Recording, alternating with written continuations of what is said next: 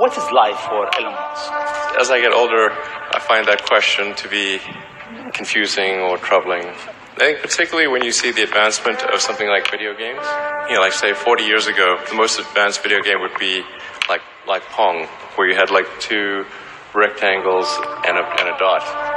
But now you can see a video game that's photorealistic and millions of people playing simultaneously, and you see where things are going with virtual reality. Then eventually those games will be indistinguishable from reality. They'll be so realistic, you will not be able to tell the difference between that game and the reality as we know it. How do we know that that didn't happen in the past and that we're not in one of those games ourselves? Tonight's topic is the universe a computer simulation? We've got some highly thoughtful, talented, respected people to weigh in on this. The more I learned about later on as a physicist, the more struck I was that when you get deep down under the hood about how nature works, how can I be sure that this mathematical reality isn't actually some kind of game or simulation? In my research, I had found this very strange thing, error-correcting codes. Error-correcting codes are what make browsers work.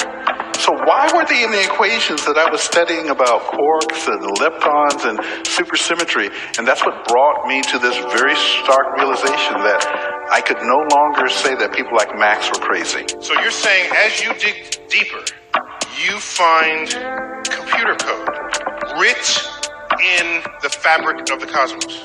Computer code, strings of bits of ones and zeros. We seem to see a pattern forming over here. Our universe is pixelated.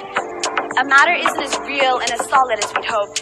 Our reality can be shut down, and we are ultimately informational, virtual beings so comparable to a computer program that it isn't a big jump to accept that we are possibly, no, we are probably living in a computer simulation. Sold a gun to a murderer so you can play video games? Yeah, sure. I mean, if you spend all day shuffling words around, you can make anything sound bad, Morty.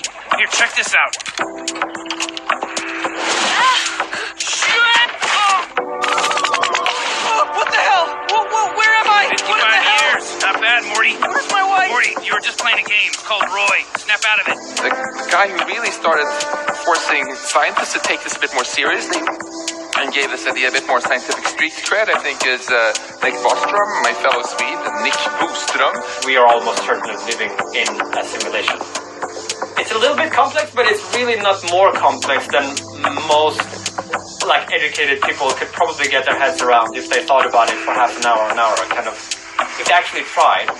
You know, there is this interesting argument by your colleague at Oxford, Nick Bostrom. He argues that the notion of a simulated universe, what do you think about that? I can't see how you could refute it. I mean, I can't see how you would actually be sure that we're not. If the simulation hypothesis is valid, then we open the door to eternal life and resurrection and things that formerly have been discussed in the realm of religion. And the reason is really quite simple, because as long as I have a computer that's not damaged, I can always rerun the program. If you're not sure at the end of the night whether you're actually simulated or not, my advice to you is go out there and live really interesting lives and do unexpected things so the simulators don't get bored and shut you down. There you go. Add new sim. Let's make him neat. He's going to be outgoing to be a celebrity, because I want him to be a celebrity, sure. Nice. Oh my god. That is freaking hilarious. What are you doing?